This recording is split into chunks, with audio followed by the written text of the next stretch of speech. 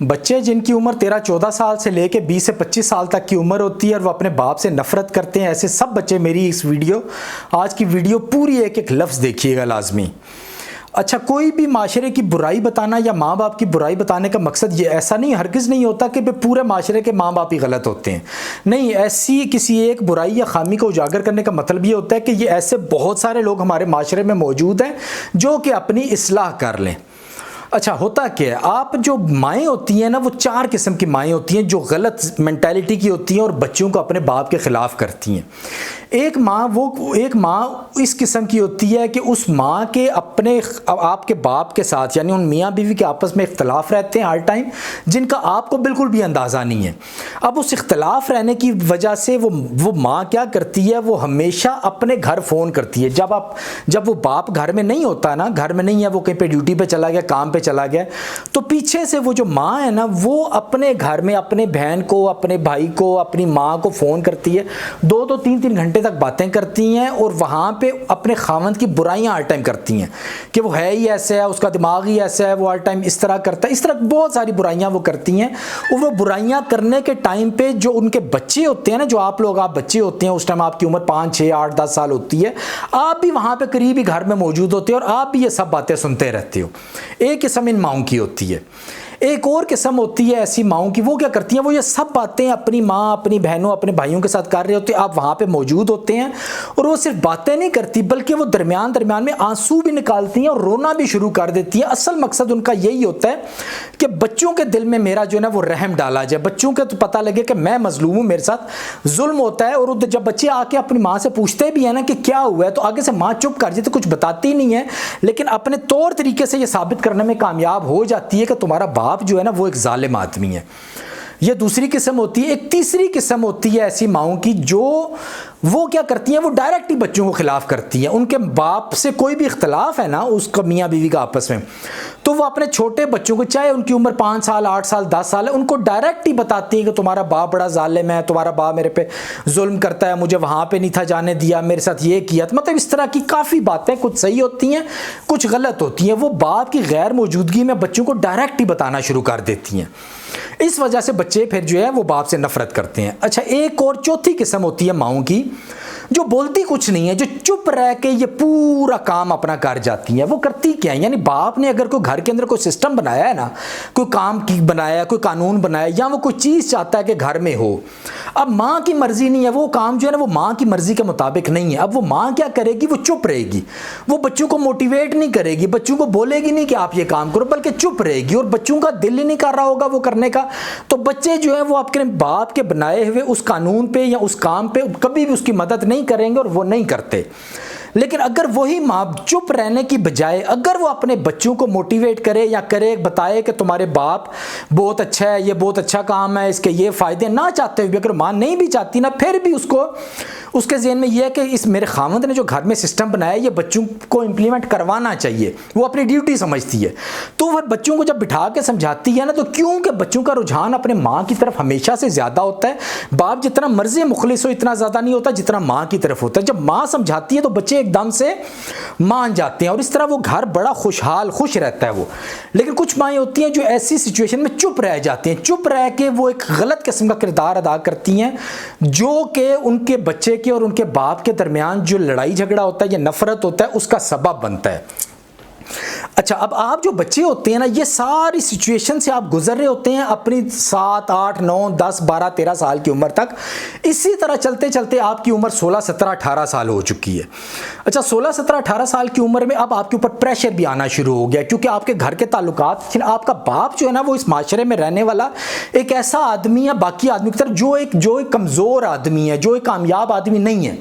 उन्हें ना कारोबार करना आता, ना इतने पैसे उसके पास आएंगे, बच्चों की तरबियत कैसे करनी है, क्या उनको ट्रेनिंग देनी है, क्या उनको स्किल सिखानी है, किस तरह उसके साथ बॉन्डिंग करनी है। वो हर टाइम गुस्से में रहने वाला आदमी है। लेकिन इन सब बातों के बावजूद भी वो अपनी पूरी कोशिश पूरी ज़िंदगी में कर रहा है रोज़ाना की बुनियाद पे अपने घर के अखराजात पूरे करने और आप लोगों के तमाम मामलात को पूरे करने की बहुत कोशिश कर रहा है, लेकिन वो काबिल नहीं है। अब हुआ क्या कि आप 16, 17, 18 साल की उम्र में पहुंच गए, अपनी माँ के वो रवैया सारा देखते देखते, और साथ अब आपकी शादी की ज़रूरत भी आपके जिस्म के अंदर आ गई। आपके जिस्म के अंदर की चेंजेस जो है बहुत तेज़ी से वो आगे बढ़ रही हैं।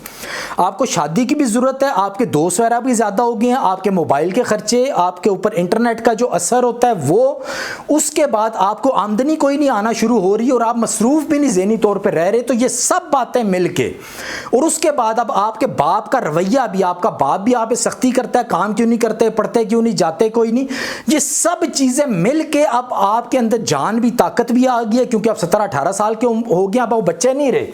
तो वो जो माँ ने आपके अंदर जहर भरा था या शुरू से वो आपके बाप के खिलाफ किया था, वो अब पूरी तरह शिद्दत के साथ आपके सामने आके खड़ा हो गया। और अब आप अपने बाप को अक्सर गालियां भी निकालते हैं, लड़ते भी हैं और उससे सख्त नफरत का इजहार करते हैं। लेकिन इस टाइम पे जो है वो ये मसला नहीं है कि वाकई आपका बाप ये ऐसा जालिम आदमी है, नहीं। पहले वो आपकी माँ ने वो सारा किरदार अदा किया, अपने मसले जो हैं उनके अंदर आपको शामिल करने की कोशिश की, अपने साथ एक ग्रुप बनाने की कोशिश की कि ये मेरे खिलाफ है तो ये बच्चे भी मेरी साइड लिया करें।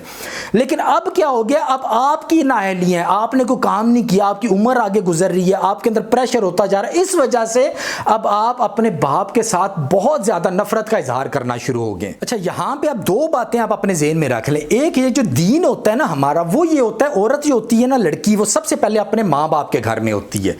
जो बाप होता है ना वो औरत का वली होता है। बाप जो होता है वो जिम्मेदार होता है घर का। बेशक एक बेटी जो है उसकी मोहब्बत ज़्यादा बेटी अपनी माँ के साथ होती है, लेकिन असल वली, असल सरबराह दीन ने बाप को मुकर्रर किया होता है। उस घर में रहते हुए जो भी बाप अपना सिस्टम बनाता है या हुक्म देता है या जो भी तरतीब बनाता है, उस बेटी पर यह फ़र्ज़ होता है कि हर हाल में उस अपने बाप का हुक्म को मानना। यही हमारा दीन कहता है और इसी में बेटियों के लिए भलाई भी होती है। लेकिन जैसी शादी हो जाती है, शादी के बाद बाप उसका वली नहीं रहता। शादी के बाद जो उसका खावंद उसका वली हो जाता है, वो जिम्मेदार होता है, जो खावंद उसको कहता है वही उसने करना होता है। अब वो जिस भी तरीके से घर के कानून बना रहा है, यहाँ तक कि अगर वो खावंद ये भी बोलता है कि तुमने अपने माँ बाप के घर में भी नहीं जाना, तो ये बेटियों को चाहिए कि उसको अपने खावंद के ये आखिरी फैसला मानते हुए, जिस तरह वो पहले जब अपने बाप के घर थी तो अपने बाप के फैसले को आखिरी फैसला मानती थी, इसी तरह अब अपने खावंद के घर आने के बाद उनको आखिरी फैसला अपने खावंद का ही मानना चाहिए। और यहाँ पे जो पीछे माँ बाप होते हैं ना लड़की के, ये उनका असल काम होता है कि अपनी बेटी को ये बताना कि आप अगले घर में जा रही हो, वहाँ पे आपके खावंद ने जो भी कहना है वो कर रहे हैं। अब हमारे पीछे नहीं आना या हमारे पीछे वापस आके बार बार बातें करना, कुछ अपनी जो पहली तरजीह है वो अपने खावंद को आपने रखना है, हमें नहीं रखना। ये जो पूरा लेक्चर होता है या पूरी एक चीज़ होती है, ये पिछले लोगों को अपनी बेटी को देनी चाहिए ताकि उनकी बेटी बार बार अपने अगले घर के जो मसले मसाइल हैं, जो चीज़ें हैं, वो वापस अपने पिछले घर में ना लेके आया करें। अब होता क्या है, दूसरी बात कि आपने सबसे पहले, अगर आप अपने बाप से नफरत करते हैं ना, आपने सबसे पहले ये पता करना है कि जब आपके माँ और बाप की शादी हुई थी ना, उस वक्त से लेके जब आपके घर पहली औलाद पैदा हुई थी, इन माँ बाप की जब पहली औलाद पैदा हुई थी, अगर आप सबसे बड़े भाई हैं तो आपके पैदा होने तक और आपके माँ बाप की शादी होने के दरमियान में क्या गुजरी थी, इस चीज़ का आप लोगों को बिल्कुल भी अंदाज़ा नहीं है। आप अगर ये पूरी स्टोरी कहीं से पता कर लेंगे तो आपको बिल्कुल अंदाज़ा हो जाएगा कि आप आज अपने बाप से नफरत क्यों करते हैं। ये होता क्या, 95% हमारे माशरे में ये होता है कि जब आपके माँ बाप की शादी होने लगी थी ना, तो आपके माँ बाप के जो माँ बाप थे ना, उन्होंने बगैर देखे सुने, बगैर सोचे समझे, बगैर कुछ तय किए कि आपने जॉइंट फैमिली सिस्टम में रहना है, लड़का कमाता क्या है, लड़के की इनकम क्या है, लड़के की जायदाद कितनी है, लड़की किन आदतों की है, इन सब चीज़ों को देखने की बजाय बल्कि थोड़े बहुत लालच के चक्कर में उन्होंने दिन दिहाड़े ना दिन ना रात देखी, ना कुछ पता किया, ना उसके दोस्तों से पता किया, ना निकाहनामे के ऊपर कोई शर्तें रखी, उन्होंने शादी कर दी। शादी करने के बाद क्या होता है, ये मियाँ बीवी आपस में 3-4 महीने 5 महीने तक बहुत खुश रहते हैं, क्योंकि नई नई शादी हुई होती है, उससे खास किस्म का एक मिजाज हुआ होता है, उसमें वो बहुत खुश रहते हैं। लेकिन जैसे ही 4-5 महीने गुजरते हैं ना, यही मियाँ बीवी एक दूसरे लड़ाइयाँ शुरू कर देते हैं। और लड़ाइयाँ किस वजह से होती हैं, तूने मेरे बाप को ये क्यों बोला, तूने मेरे भाई को ये क्यों बोला, मेरा भाई आया था तो उसको खाना क्यों नहीं अच्छा खिलाया, मेरी माँ को, यानी कि दोनों अपने घरों की वजह से लड़ाइयाँ शुरू कर देते हैं। लड़ाइयाँ इतने अरूज तक पहुँच जाती हैं कि इसी दौरान में किसी एक बच्चे की भी पैदाइश हो जाती है। अगर आप बड़े बच्चे हैं तो आपकी पैदाइश हो गई है, लेकिन इतनी इनकी लड़ाइयाँ ये ख़त्म नहीं होती, हत्ता कि इन लड़ाइयों के दरमियान तक अक्सर एक दूसरे पे हाथ भी उठाया जा चुका होता है, या 1-2 दफ़ा आपकी माँ अपने घर भी वापस जा चुकी होती है, लेकिन उनके आपस के इख्तलाफात कोई नहीं होते। ये सारी बातें कभी भी आपके माँ बाप ने आपको नहीं बताई और ना ही आपको पता है। तो ये जो पूरी स्टोरी होती है ना, इसके बाद वो जो नफरतें होती हैं ना उस टाइम जो पैदा हुई होती हैं, ये नफरतें आपके माँ बाप के अंदर मौजूद है, आज भी मौजूद है। आपकी उम्र 13, 14, 16 साल हो चुकी है, आज भी उन दोनों के ज़हनों के अंदर, दिमागों के अंदर ये नफरतें मौजूद है, क्योंकि वो जो इस किस्म की 4 किस्म की माएँ बताई हैं ना, ये अपने को चेंज नहीं करती हैं। ये मजीद दिन ब दिन और ज़्यादा हरकतें करती रहती हैं। कि कब तक ये हरकतें करती हैं कि एक टाइम आता है आपकी उम्र 16, 18 साल हो चुकी है, अब आप पक्की अच्छी तरह नफरत कर चुके हैं अपने बाप से और आपकी ज़िंदगी भी आगे तकरीबन ख़राब होने के करीब जा चुकी है। अब ये माँ आपको क्या बोलेगी? अब ये माँ आपको बोलेगी अपने बाप का ख्याल रखा करो, अपने बाप के साथ इज्जत से बात किया करो, आपका बाप बूढ़ा हो गया, उसने ज़िंदगी में आप लोगों के लिए बहुत कुछ किया। अब ये माँ जो है ना आपके साथ ऐसी बातें शुरू कर देगी। हालांकि ये वही माँ है जिसने आपको यहाँ तक पहुँचाया कि आपने अपने बाप से नफरत शुरू की है, लेकिन अभी इस स्टेज पे आके यही माँ आपको दूसरी तरह की नसीहतें करना शुरू कर रही है। अच्छा, अब इस सारी सिचुएशन के अंदर आप फंसे हुए, आपने करना क्या है? इसका हल क्या है? इसका हल यह है कि सबसे पहले आपने बेटा होने के नाते ये बात ज़हन में रखना है, अगर आपकी उम्र 16, 18, 20, 25 साल होगी, आपने किसी भी ग्रुप का हिस्सा नहीं बनना। आपको माँ बाप को ये नहीं ज़हन में आना चाहिए कि आप जो ना एज ए औलाद आप मेरी फिक्र नहीं करते हो, बल्कि आप माँ की साइड लेते हो। यहाँ कभी माँ की साइड लेके आपने कभी बाप के साथ ऊंची आवाज़ में बात करना या गाली निकालने का ये काम कभी भी नहीं करना। आपके ज़हन में ये होना चाहिए कि आप दोनों के लिए ही मुखलिस हो और दोनों ही आपके साथ मुखलिस हैं, लेकिन क्योंकि हमारा ये माशरा जहालत से भरा हुआ है, उस जहालत की नज़र हुए हैं ये हमारे माँ बाप भी, इस वजह से शुरू से अभी तक उन्होंने ये हरकतें करके हमें भी यहाँ तक पहुँचा दी। अब उनकी इस्लाह करनी है आपने। इस्लाह करने के लिए सबसे पहले आपने किसी ग्रुप का हिस्सा नहीं बनना। हमारे जो बाप है ना, वो जहाँ पे ना इतने काबिल भी नहीं है, कुछ करने के काबिल भी है, काबिलियत नहीं है उनके अंदर, वहाँ ही वो उनके आपसे नफरत करने की बहुत सबसे बड़ी वजह ये होती है, वो जब देखते हैं ना कि बच्चे का टिल्ट ज़्यादा माँ की तरफ है, वो माँ की साइड ले रहा है, माँ के ग्रुप का वो हो गया, इस वजह से फिर बाप जो है बच्चे के साथ और ज़्यादा नफरत करना शुरू कर देता है। हालांकि अंदर से ऐसा नहीं होता, अंदर से एक बाप जो होता है ना, वो आपको अपने से ज़्यादा काबिल बनाना चाहता है। तो अब आपने किसी एक की भी साइड नहीं लेनी, दोनों के लिए आपने, हाँ अगर आप कर सकते हैं तो आप ऊंची आवाज़ में दोनों को बुरा बोला करें कि आप लोगों ने ना शादी करते हुए दूसरे बातें तय की, ना बाद में अपने एक दूसरे के घरों को नीचा दिखाने के लिए आप लोगों की लड़ाइयाँ की, उसके बाद अब हमारा भी आप लोग कान भरते हैं। इस तरह की कोई भी आप सोच रख के अपने माँ बाप को ऊंची आवाज़ में बोला करें, दोनों को पता लगे कि हमारा बच्चा हम दोनों को बुरा बोल रहा है या हम दोनों की इस्लाह के लिए काम कर रहे हैं। और दूसरी जो सबसे बड़ी बात है वो ये कि अब आप 16-18 साल की उम्र में पहुंच चुके हैं, 20-25 साल की उम्र में। अब आप ये ज़हन से निकाल दें कि आपके माँ बाप ने सब ये गलतियां की हैं, ये मसले मसाइल किए हैं, इस वजह से आप आज तक किसी जगह पर नहीं पहुंच सके। ये बातें ज़हन से निकाल दें और दोबारा से अपने इस माँ बाप की जो लड़ाई झगड़े मसले मसाले, इनसे अगर रहते हुए अपनी एक नई लाइन बना सकते हैं तो बनाएं, नहीं तो इनको साइड पर करके कहीं साइड पर निकल जाएँ, आँखें बंद करके किसी और मुल्क में चले जाएँ, कोई और काम शुरू करें। जल्दी से जल्दी अपने आप को जिम्मेदार समझें कि मैं ही जिम्मेदार हूं, मेरी आज तक कोई अगर लाइन नहीं बनी है। अपना एक प्रॉपर स्किल सीखें और अपने आप को फाइनेंशियली तौर पे जल्दी से जल्दी स्टेबल करें और जल्दी से जल्दी अपनी शादी करें। और आपने जो ज़हन में ये बिठा के रख के बैठे हुए हैं ना कि मेरे बाप ने मेरे पे जुल्म किया है, मेरे बाप ने मेरे लिए ये कुछ भी नहीं किया, मेरे बाप ने ऐसा नहीं किया, ये सब बातें ज़हन से निकाल दें। अब वो टाइम गुजर गया जब आपके माँ बाप ने या सिर्फ बाप ने आपके लिए कुछ करना था। अब आप बड़े हो चुके हैं।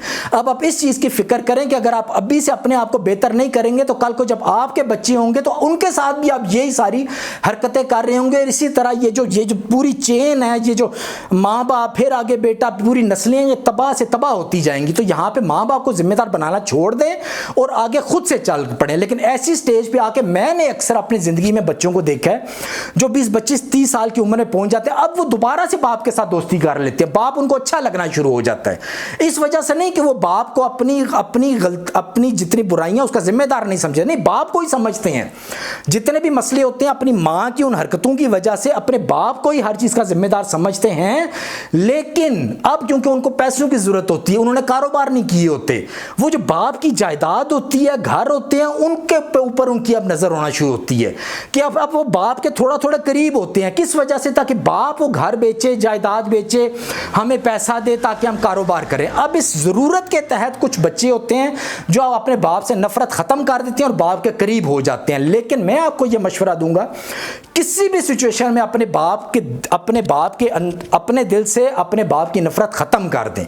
ना माँ के लिए नफरत रखें, ना बाप के लिए नफरत रखें। ये एक सिचुएशन है जो हमारे माशरे के जाहिल होने की वजह से क्रिएट हो चुकी है, जिसके हल के लिए अब आपने अपने माँ बाप को इस बीच में से निकालने की कोशिश करनी है और ख़ुद भी इस दलदल से आपने निकलने की कोशिश करनी है। आज के लिए इतने काफ़ी है। दुआ में याद रखिएगा। अल्लाह हाफ़िज़।